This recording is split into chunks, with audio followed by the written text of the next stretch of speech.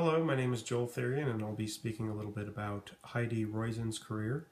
She got her first job at Tandem after calling the woman in charge of the hiring process, and she had gotten that number from her friend who worked at Tandem.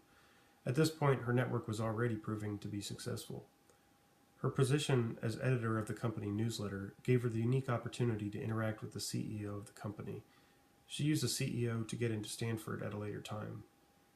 In her role at Table Maker, she worked with one of her earliest contacts, her brother. Roizen used her outgoing personality and desire to meet interesting people to build relationships with the press and encouraged them to review Table Maker. Heidi invested her time in people she found interesting and smart as opposed to powerful, which paid off over the years. As Heidi says, it's easier to meet people before they are famous. It was during her time at Table Maker that she joined and became the president of the Software Publishers Association, which gave her significant industry exposure. Heidi Roizen's job at Apple was to shore up the company's relationship with their software developers. Having experience at Table Maker and SPA afforded her the respect of the developers. Using her network, she convinced many CEOs of important developers to continue developing for the Macintosh. This also allowed a very successful ad campaign. Heidi was comfortable calling these CEOs even after many years because she believed that when it came to networks, consistency and performance were far more important than frequency of contact. Using her personal relationship with Bill Gates, she was even able to mend the relationship between Apple and Microsoft. As a mentor capitalist, Heidi Roizen helped people she liked find new career opportunities using her network to connect them with CEOs she knew or with former colleagues. She would make connections when she saw that they would benefit both parties. Heidi held house parties which strengthened both her own and her attendees' networks. During her time at SoftBank Venture Capital, Roizen took the time to respond and give feedback to proposals that she had rejected. In doing this, she maintained relationships with people that may later end up being useful to her. She maintained strong ties with nuclei of other networks.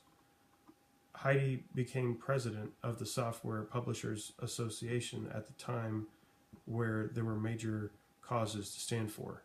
Sharing a passion with someone is more likely to lead to a strong relationship.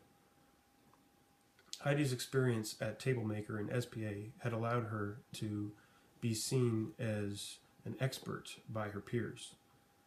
Heidi understood the importance of the principle of consistency as described in Harnessing the Science of Persuasion.